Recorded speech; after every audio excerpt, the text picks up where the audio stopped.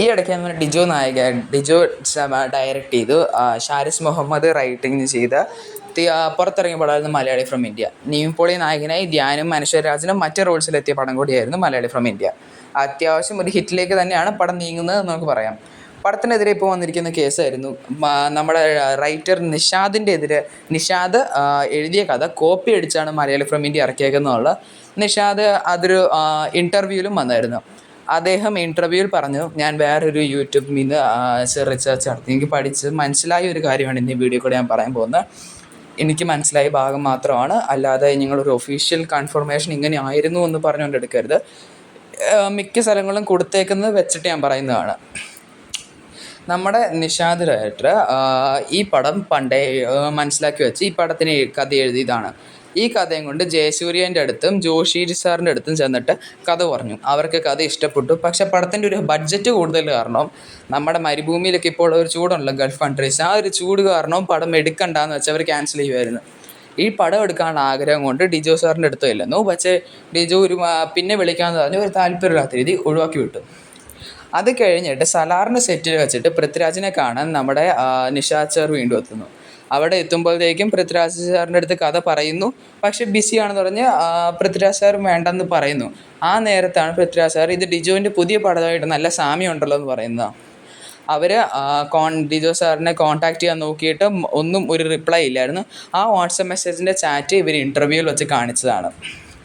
അവിടെ വെച്ചിട്ട് ഒരു റെസ്പോൺസും ഇല്ലായിരുന്നു എന്ന് പറഞ്ഞിട്ട് അതിൻ്റെ ചാറ്റ് അവർ ഇൻ്റർവ്യൂ കാണിച്ചു. ലിസ്റ്റൻ സ്റ്റീഫൻ ഈ ഇടയ്ക്ക് ഒരിടത്ത് പറഞ്ഞായിരുന്നു, അയാൾ ഈ ഒരു സ്റ്റോളൻ കേസിന് അറിയില്ലായിരുന്നു, എങ്ങനെയായിരുന്നു എന്ന് അറിയില്ലായിരുന്നു എന്ന്. പക്ഷേ അത് പച്ചക്കള്ളമാണ് എന്നാണ് നിഷാദ് ഏട്ടൻ ഇപ്പോൾ പറയുന്നത്. അയാൾ വിളിച്ചിരുന്നു, നമുക്കൊരു ഒത്തുതീർപ്പാക്കാമെന്ന് പറഞ്ഞു. പക്ഷേ ഞാൻ റെഡി അല്ല എന്ന് പറഞ്ഞുകൊണ്ടായിരുന്നു അദ്ദേഹം വെച്ച്. അപ്പോൾ ലിസ്റ്റൻ സ്റ്റീഫൻ ഇത് ആദ്യം തൊട്ട് അറിയായിരുന്നു എന്നാണ് നിഷാദ് പറയുന്നത്. പടം വലിയ പ്രൊമോഷനില്ലാതെ ഇറക്കിയതും നമ്മൾ കണ്ട പോലെ പ്രൊമോഷൻ കമ്പാരിറ്റീവ്ലി കുറവായിരുന്നു ഒരു പടം ഇറങ്ങുന്നത്. പടം വലിയ പ്രൊമോഷനില്ലാതെ ഇറക്കിയതും അതുപോലെ തന്നെ പടത്തിന് വഴി തെറ്റിക്കാനായിട്ടാണ് കോമഡി ട്രാക്കിലൊക്കെ എന്ന് വെച്ചാൽ ഒരു പൊളിറ്റിക്കൽ കാര്യത്തെപ്പറ്റി സംസാരിക്കുന്ന പടം കോമഡി ട്രാക്കിലേക്ക് അവർ ആദ്യം ടീച്ചറൊക്കെ ഇറങ്ങിയത് പടത്തിനെ വഴി തെറ്റിക്കാനാണ് എന്നാണ് നിഷാദ് ഇപ്പോൾ പറഞ്ഞുകൊണ്ടിരിക്കുന്നത്. അതുകൊണ്ട് അതിനെതിരെ ഈ മൂവി കമ്മ്യൂണിറ്റി FFD എല്ലായിടത്തും കൊണ്ട് അവർ പരാതി കൊടുത്തിട്ടുണ്ട് എന്നാണ് പറയുന്നത്. ഇത്രയുമാണ് എന്താ പറയുക നമ്മുടെ ചാനലുകളിലും എല്ലായിടത്തും കൊടുത്തിരിക്കുന്നത്.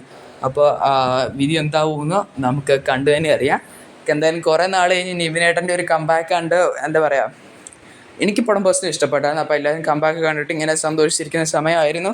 അപ്പോൾ അന്നേരമാണ് പടത്തിനെതിരെ കേസ് വന്നിരിക്കുന്നത്. അപ്പോൾ നിങ്ങൾക്ക് എന്താണ് തോന്നുന്നത്, ഈ നിഷാദ് പറഞ്ഞ ഇതിൽ ശരിയുണ്ടോ അതോ നമ്മുടെ ഡിജോ പറഞ്ഞതാണോ ശരി? ആരോട് നിങ്ങൾ നിൽക്കുമെന്ന് കമൻറ്റ് ചെയ്യുക. അപ്പോൾ അത്രയുള്ള ഇന്നത്തെ വീഡിയോയ്ക്ക് നമുക്ക് ഇതിനെപ്പറ്റി വല്ല ഫർദർ അപ്ഡേറ്റ്സും കിട്ടിയാൽ നമുക്ക് അടുത്ത വീഡിയോയിൽ കാണാം. അപ്പോൾ ശരി. അപ്പോൾ ഞാൻ ആദ്യം പറഞ്ഞതുപോലെ തന്നെ ഞാൻ വായിച്ച ന്യൂസിൽ നിന്നും ഞാൻ കേട്ട ന്യൂസിൽ നിന്നും എല്ലാം എനിക്ക് മനസ്സിലായ ഭാഗമാണ് ഞാൻ ഈ വീഡിയോയിൽ പറഞ്ഞത്. എന്തെങ്കിലും തെറ്റുണ്ടെങ്കിൽ നിങ്ങൾക്ക് കമൻറ്റിൽ തിരുത്താം. അപ്പോൾ ഓക്കെ.